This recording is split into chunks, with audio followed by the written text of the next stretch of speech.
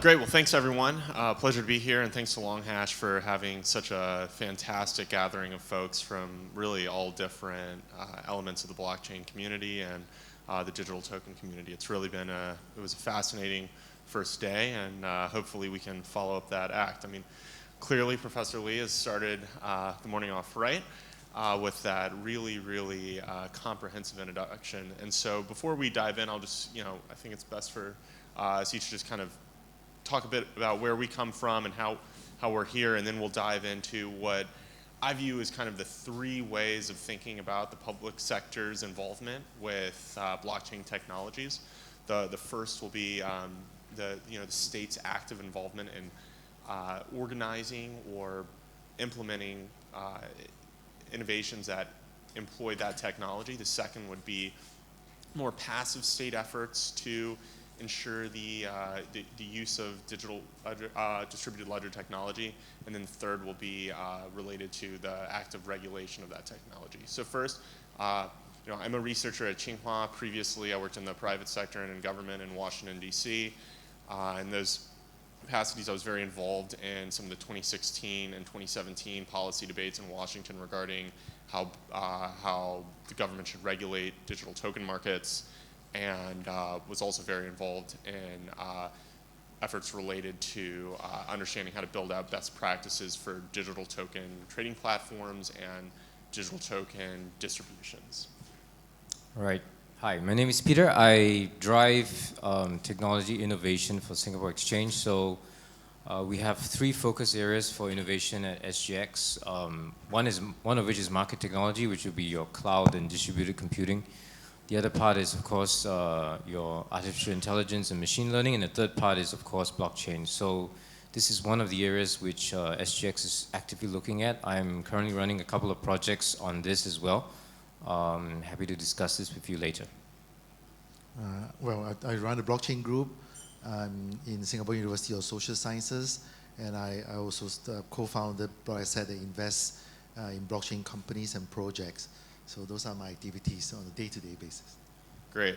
So I want to dive in based on something Professor Lee was talking about, which is there's obviously this tension in the room. There's this tension in the community broadly as to the role of consortium versus public blockchains. And Professor Lee, you were talking about the huge relevance of tokenized blockchains and decentralized blockchains. And I saw a slide where you said that is that's kind of a better type of blockchain in a way. Now, at the same time, right, a lot of these blockchains that the public sector is involved with, or that more centralized entities are involved with, such as the efforts of Project Ubin and the efforts of Monetary Authority of Singapore. These efforts are obviously less public. But so I want to kind of get both your takes on what is the appropriate role in terms of whether it be building out financial market infrastructure or building out kind of new or replacement systems for some of the ways in which government does record keeping or facilitates financial transactions. What's the appropriate role of state actors in building out those networks? Yeah, in response to that, I think every blockchain has its value. It doesn't matter whether it's private, consortium, open blockchain. But we can achieve a lot more if we are using whatever technology can help us to solve the problem at hand. I think that was the message I was trying to send in the speech, that we should be agnostic to what type of blockchain we are using, as long as it can solve the problem that we are trying to solve. And to do that, we need to identify what are the major problems. And in that short period, I'm not too sure whether I convey that message. If we go back to the statistics, there are still a lot of people do not have formal financial services. They may have asset, like farmers may have a cow, but they do not have access to cheap financing. They do not have access to formal financial services, and a lot of them do not have access to communication. So these are the problems that we need to solve, because the rest of the world have been growing on leverage. We continue to print a lot more money since 2008, And then a lot of this money is channeled into financial assets that continue to increase in value. And we may continue to do that for quite some time, but someday the music has to stop. And more people are excluded. So the real problem at hand is that how do we use blockchain? It doesn't matter private, public, and so on, or any other technology to solve this problem. And certainly blockchain can play a major role. And whichever blockchain can play a major role of that will be very valuable. Okay, so I think from my perspective, let me give you a bit of background. So I agree in general with what Professor Lee has mentioned. I think the debate on whether public or private or centralized or decentralized, I think that debate should take a second seat to the actual problem statement. So the question now is, I think, and this is something that faces most of us technologists, is what are you trying to solve, right? Rather than get sucked into the debate whether it's decentralized, whether it should be centralized, whether there's a common control of the network, we should focus on the problem statements and look at how we want to solve them using this new technology. So I think that's the founding premise of where I would approach blockchain. And if you look at the efforts that we have done, I mean, I've been an architect of WuBin and we've looked at it. If you want to start changing the world that we have currently built, and I'm as culpable as anyone else, this financial sector that we have built is a highly centralized one, right? And it's been built on technologies that, you know, if you look at innovation in financial markets, we have followed technology, right? So we came from IBM mainframes, there was electronification of markets, it was a very monolithic type of system. Now I think we're in the age of distributed computing, we're in the age of distributed ledgers. All of that will take some time to evolve into the networks that we want them to evolve to. So I think my answer to the question would be, I think they all have value. I think the decentralized networks, P2P type of networks, as they mature and grow into something more useful, they have its place in the world. There will be some parts of the financial network with regard to high value transactions where you would still need a number of trusted bodies in place to safeguard the interests of the investors. So there are different levels of use cases to solve different problem statements. So I think that's something that we should focus on rather than get into a lot of these heated debates on decentralization and all that. And we lose sight of the fact that we have a lot of very intelligent people trying to solve the same problem. So I think the path to adoption is not so much to focus on all these differences, but to actually work towards the technology to try and overcome some of the challenges that still remain, right? So that's how I would approach that. Great. So I think that's a good segue into then forking this conversation into two different directions. So let's start with how then, you know, we're reaching consensus that there is a role for the state to play in building out some new blockchain networks. And these blockchain networks either A, are going to be a replacement of an existing system, an enhancement to an existing system, or B, a totally new system altogether. So when I think through that, and through some of the research I've done and some of the private sector experiences I've had, there is huge impediments to sometimes enhancing these legacy systems. I mean, it's a costly effort. And so I believe one of the gentlemen from R3 made a good point yesterday, you know, talking about, oh, what's the problem that blockchain is trying to solve? Is it but you know, I think that then the next step to that question, right, are, okay, well, you've found a use case for blockchain, but are the costs of implementing this new system more or less than the benefits? So conversely, Professor Lee, you were mentioning leapfrogging earlier. I mean, one of the things that strikes me that many emerging economies have as an opportunity is that they don't necessarily need to deal with legacy systems, right? So if you're Myanmar and you're trying to build out a bond market infrastructure, you look at Thailand right now and some of the efforts that it's actively taking in that space, there's a lot of opportunity there to just build a new system. You don't need to worry about the legacy system so much. And so I would like you each to kind of, Professor Lee, I was hoping that you would be able to talk about, you know, the impact of the ability of emerging economies to kind of leapfrog and the ability of them to build out new systems. And then Peter, I was hoping that you could talk about more of the challenges you've seen to governments working with private sector actors to kind of build out, you know, enhancements to legacy systems? Yeah, I was talking about two use cases earlier on. One is the cow token, which I always like to use, because you need to use a lot of different technology. The main thing about use cases for blockchain is that the first time you put the data onto the blockchain, you can never sure whether that cow is there. So you need another trusted third party to ensure that the first time you put a cow token onto the blockchain, that really is a cow over there. So echoing what Peter is saying is that we need to look at different technology and be very honest about what blockchain can or cannot do, and what is the shortcoming of the blockchain that we need other technologies to help us to overcome those pain points that we have. So blockchain may solve a lot of pain points, but itself have a lot of other pain points, like the first data point onto the blockchain. And then you will need some stable coin to function when cryptocurrency is not in mass trading, mass adoption.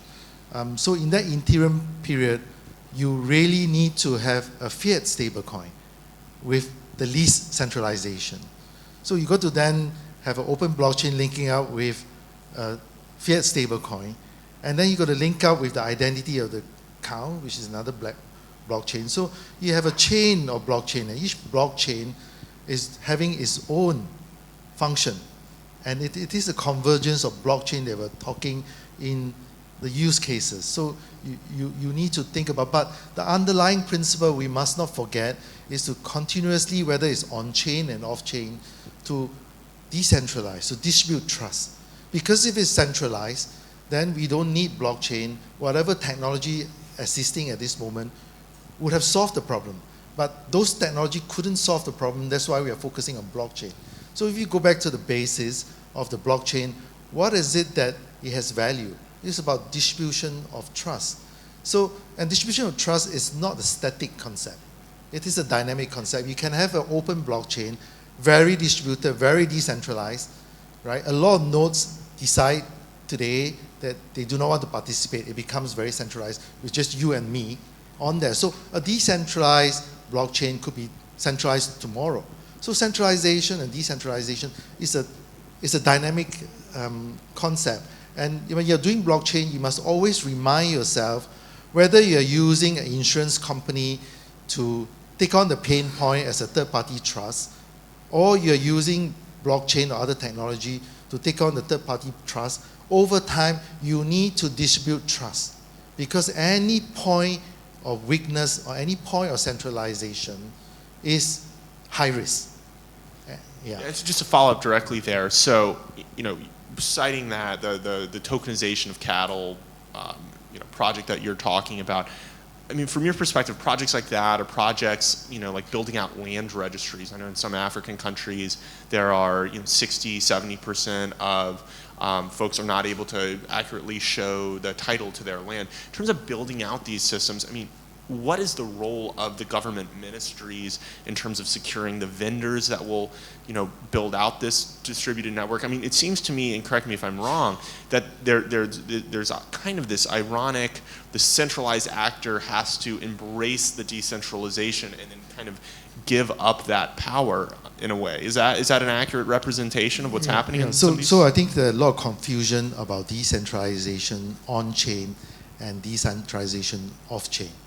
So no matter how decentralized you are in the system, you still will have some on-chain centralization. And that's the point that I think you know, a lot of you know, public sector is talking about.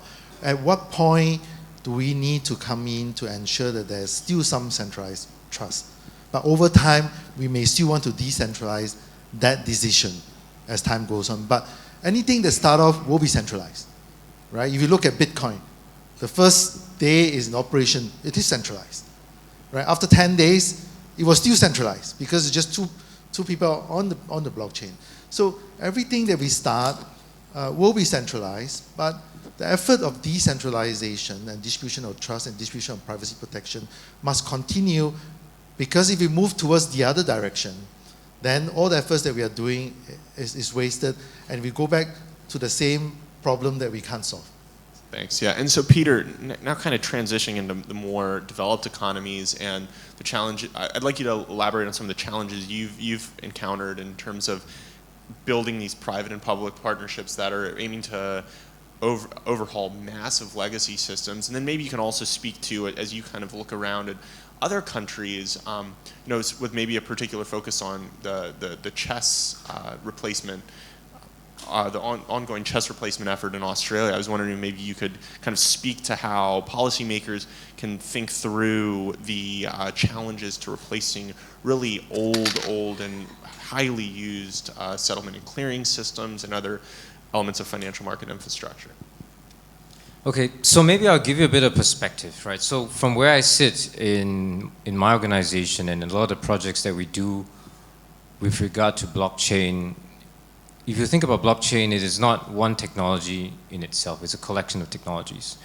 The technology itself is not that controversial. The challenge comes when you bring in multiple parties with different vested commercial interests, and then it gets more and more complicated.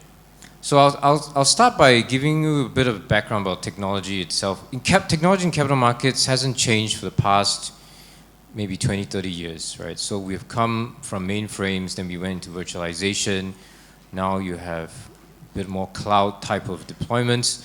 But in essence, what we are doing hasn't changed for 50 years, right? Our platforms are completely centralized in silos all over the place. We have APIs that are supposedly open. We talk to each other. There's massive reconciliation. We are crushed by regulatory reporting, which is a facet of the fact that systems don't talk to each other. So there's a lot of systems that we have built, and I'm as guilty as anybody else in this financial world, that are layered upon layered, and then when systems don't talk to each other, typically a bank or a financial institution, they'll hire a team. So you have lots of people in financial institutions that supposedly work in technology, but their actual job is to transfer data from one system to another. So over the years, as this builds up, if you want to kind of change that, it's not straightforward. It's very painful. It's like trying to renovate your house while you're living in it, right? So it's messy, things will fall off, and you have to keep patching and fixing. So there's a lot of inertia against doing something like that, especially in financial institutions where you have a high margin. The resistance to changing especially into something as dramatic as blockchain is quite high.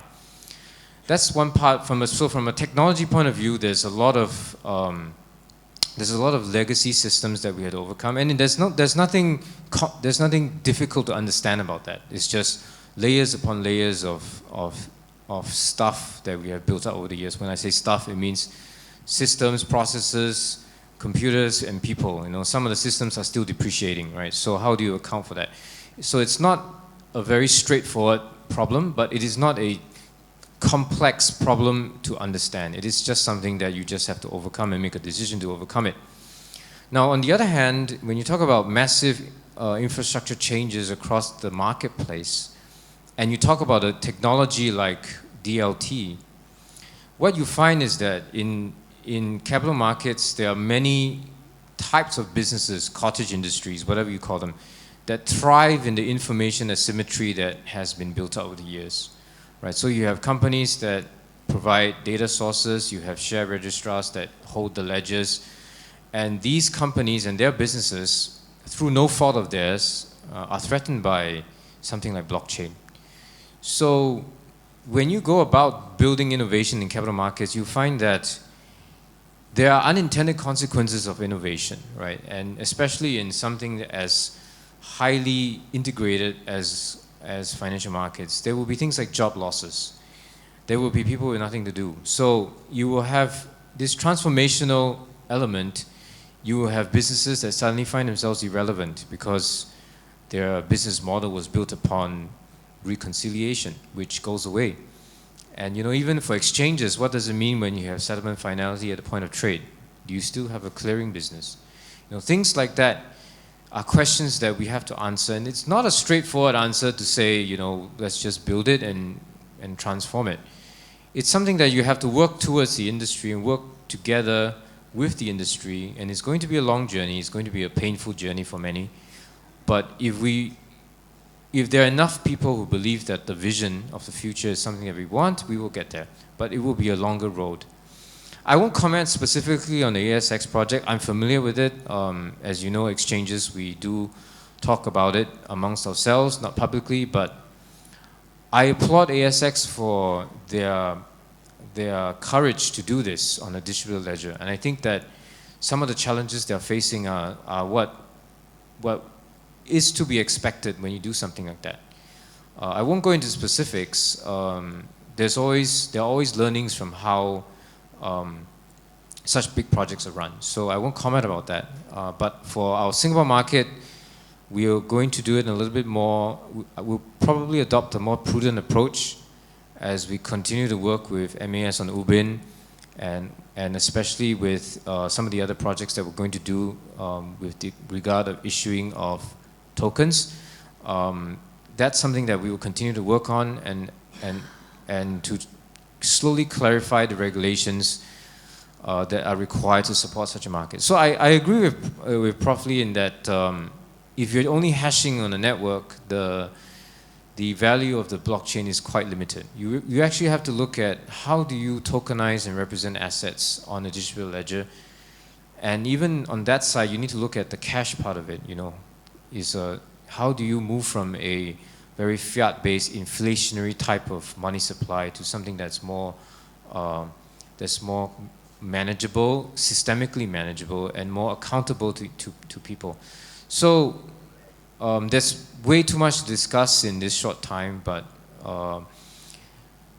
if we believe that this is the future that we want, then we ought to work together towards a common goal and not have too many fractional debates on decentralization, centralization. It's almost like a religion to some of the people I talk to, right? So as a technologist, I try to avoid that because I think if we go down that path, we won't get the outcome that we want, right? So hopefully, you know, as we work together, we will achieve some of that. Thanks. So I think those are very, very insightful remarks, and they lead into kind of the final point I want to discuss, which is the regulation by the state of these various digital token networks. And so, for starters, I want to actually approach from two very opposite angles. Professor, you've emphasized a lot privacy, right? So we're now in the United States and globally, actually, we're having a massive debate within the community with regards to these financial action task force regulations that are likely going to come out, which will definitely dramatically impact the financial market infrastructure for digital token markets and basically apply bank-like AML KYC rules to an industry that is not necessarily very bank-like.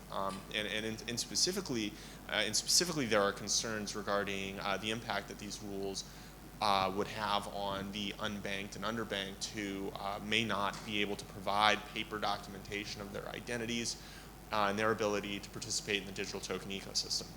So these problems that we're facing of, you know, trying to kind of mesh this new technology and these new digital token networks with old rules and old ways of regulating the financial system have kind of given two different perspectives some increasing prominence. One is that, okay, well, we're going to have this proliferation of privacy coins, this next generation of Bitcoin, you know, that will, you know, serve as this means of transactions for the unbanked and those who want to engage in financial intermediation throughout the world. The other way of looking at this is something that you mentioned, and it ties into some of the work that SGX is involved in, is this world of tokenized fiat currency, central bank digital currency. And so I want to get a better sense of kind of how you both view those two directions, and also, you know, how should public policymakers think about privacy coins and the dissemination of digital token networks that really,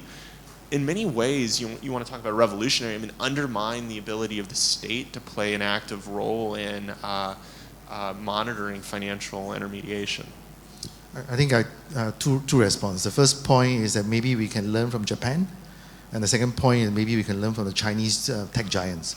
From the Japanese, you can see that they have actually very tight regulation on everything from storage, custody, and so on.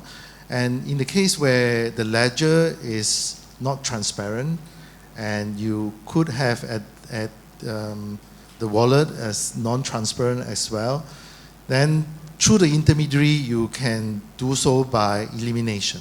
Because if you don't do anything and you don't regulate, you have no information whatsoever. But if you regulate the intermediary, then anyone that goes through this channel will have the KYC and AML and so on that goes on. Then you have a lot of information of who are those people who are actively trading those currency. And those who are not, then will be on your list to investigate. So that is one way to look at it in the Japanese way. The other way is that I think the old way of looking at anti-terrorism, the old way of looking at AML are for the old technology world. If you look at the tech giant in China, they have an operation room and they know immediately who is transferring to who in what place, and they know where there's a hacker and they know exactly what you do, and they will stop you immediately and ask you to take a picture of yourself or ask you to take a picture of your passport or your ID and submit before you can continue to transact in anything else. That is real-time KYC. And I think outside China, that is not implemented, and that is needed in this new virtual world. So my response is that those are two ways to deal with criminal activities, terrorism activities. We need to increase the frequency of KYC, not by just a process, but really look at the problem and the pain point and say what technology can solve the problem. Because just going by the book is just going by the book. It's not solving the problem. So I think I would say this, I'll put it this way. And I'll just leave you with a few thoughts. What does regulation mean to you? What does it mean? Does it mean we catch people after they complete the money laundering transaction? Or does it mean we prevent people from actually money laundering? So I think my closing comment on this would be, I think we need to relook the regulatory regime. And I have a lot of conversations with regulators on this. The question is, in the past, most of our regulation has been based on disclosure. Right? We report.